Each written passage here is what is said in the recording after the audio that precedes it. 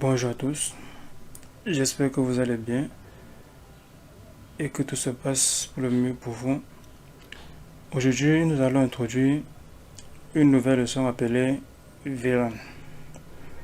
C'est donc quoi un VLAN de manière concrète?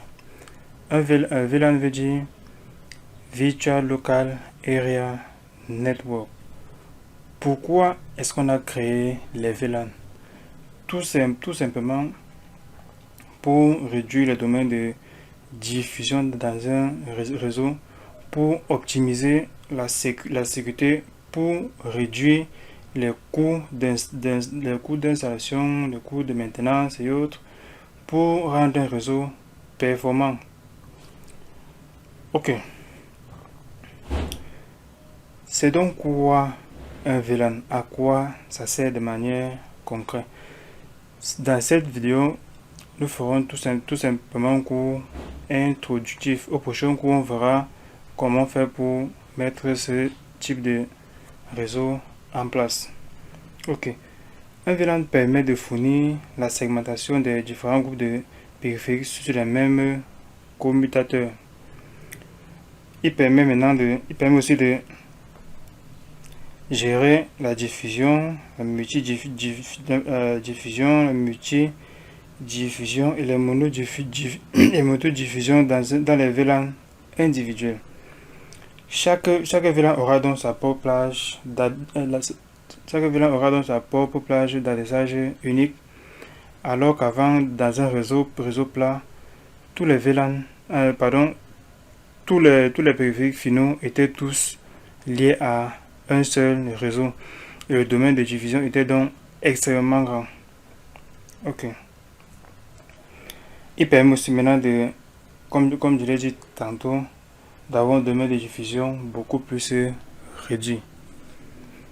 C'est donc quoi l'avantage des VLAN? Les VLAN permettent maintenant d'avoir un domaine de diffusion réduit, comme je l'ai dit tantôt, d'optimiser maintenant la sécurité, d'avoir aussi une efficacité accrue des technologies de l'information. Il permet aussi de réduire les coûts d'installation et les coûts de maintenance. Pourquoi? Parce que c'est plus facile de faire la maintenance dans un réseau qui est segmenté, contrairement dans un réseau qui n'est pas segmenté. Ça permet aussi d'accroître les performances d'un réseau.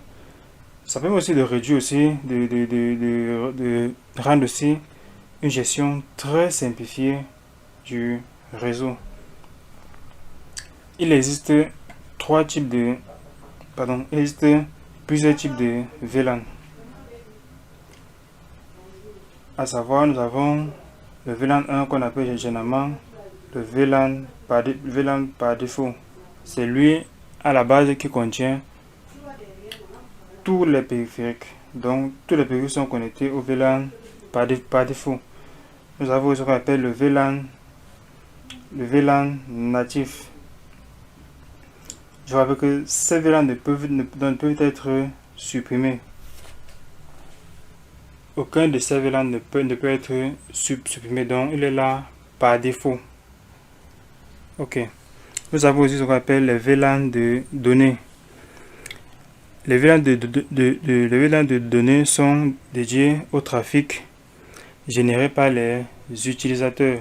Donc, on parlait même d'envoi des emails, le trafic web, les jeux vidéo et autres, ce genre de choses, quoi.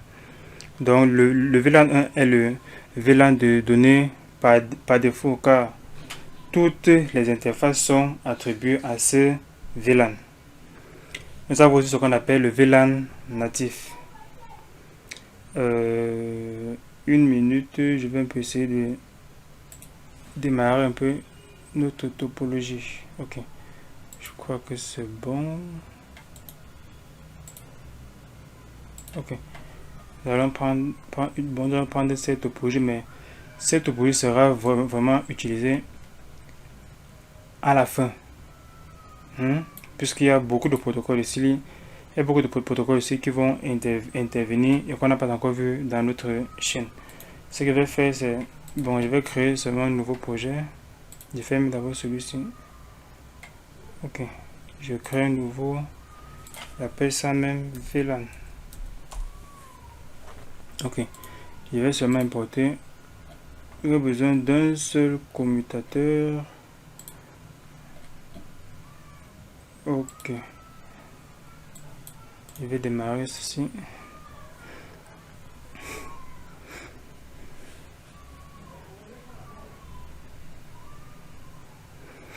Ok, j'étais au niveau du VLAN natif. Le VLAN natif ici est utilisé uniquement pour les liaisons trunk. Le VLAN natif, c'est quoi de manière concrète? Quand nous finissons d'utiliser par exemple tous les ports nécessaires à nos trafics, généralement il reste les ports qui ne sont pas utilisés. On prend généralement ces ports-là, on met dans un VLAN différent du VLAN par défaut. Donc le VLAN 1, on crée par exemple un VLAN avec un numéro d'identifiant unique en quelque sorte, qui va nous permettre d'isoler maintenant tous les ports inutilisés dans notre commutateur de telle façon, de telle sorte que si un attaquant venait à faire des attaques de n'importe quelle sorte sur notre réseau, il ne pourrait pas avoir accès à ces interfaces qui sont inutilisées. Pourquoi? Parce que les interfaces qui sont inutilisées n'ont pas, par exemple, des protocoles appliqués dessus. Même les protocoles de sécurité ne sont pas appliqués dessus. Donc, généralement, c'est plus facile de récupérer ces ports-là, les mettre dans un VLAN natif et de les éteindre. Ok. Donc, concernant les VLAN natifs, donc, tous les trames sont marqués sur une liaison de trunk 802.1q, à l'exception de celles sur le VLAN natif. Dans le VLAN natif, par défaut, ne sont pas marqués. D'accord? Ok. Ensuite, nous avons encore ce qu'on appelle le VLAN de gestion. Le VLAN de gestion, ça est beaucoup plus utilisé pour les trafics tels que SSH, Telnet, les liaisons VTI, et il ne doit pas être transporté avec le trafic utilisateur final. Ok. Bon, nous allons un peu entrer dans ce commutateur.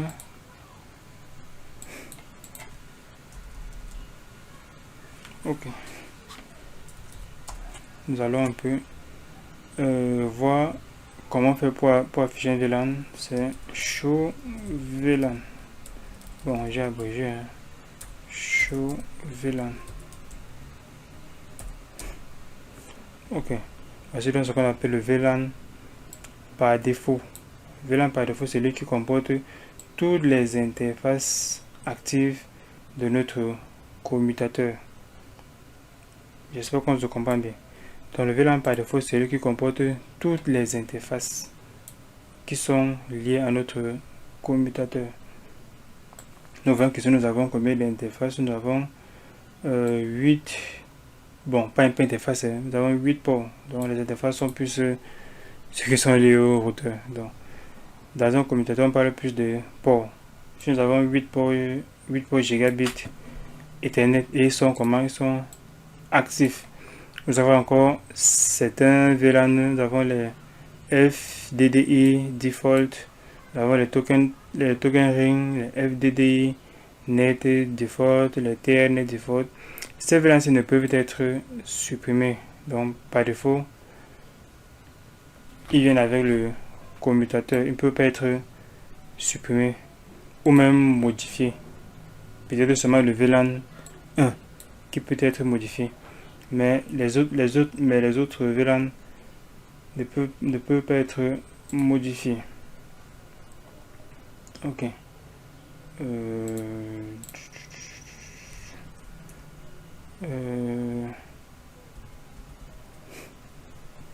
Ok. Bon. Il y a encore quoi maintenant? Et c'est un type de VLAN qu'on appelle le VLAN voix. Le VLAN voix. Le VLAN voix. C'est quoi un VLAN voix? Le VLAN voix permet de faire quoi de manière concrète?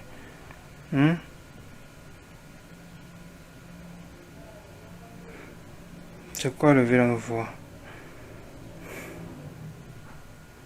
Personne ne connaît?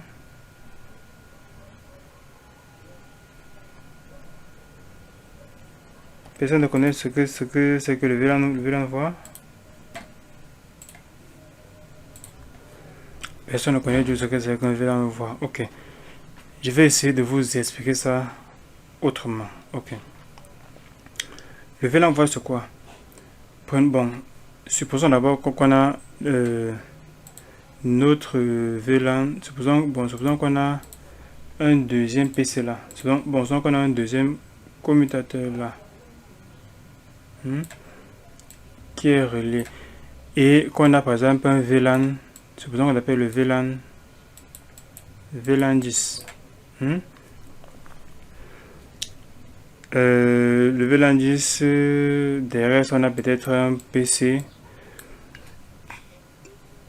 Avec maintenant le VLAN voix, c'est quoi? C'est que entre le port qui est là et le PC, il y a ce qu'on appelle un téléphone IP.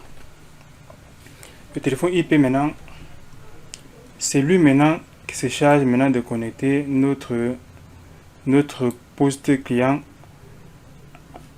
afin de transmettre les différentes trames. Bon, personnellement, je n'aimerais pas trop entrer en profondeur. Notre téléphone IP possède à son sein trois ports, à savoir deux ports qui sont en accès et un port ASIC qui est dédié à la téléphonie sur IP.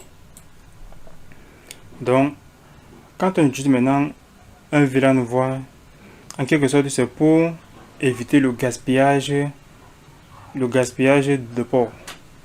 Donc, prendre un port et dédier à ça uniquement le téléphone IP, alors que supposons que dans ce bureau là, on aura encore besoin d'un poste de travail, ça serait un peu comme du gaspillage. Donc, c'est pour ça que le VLAN voix a été mis sur pied.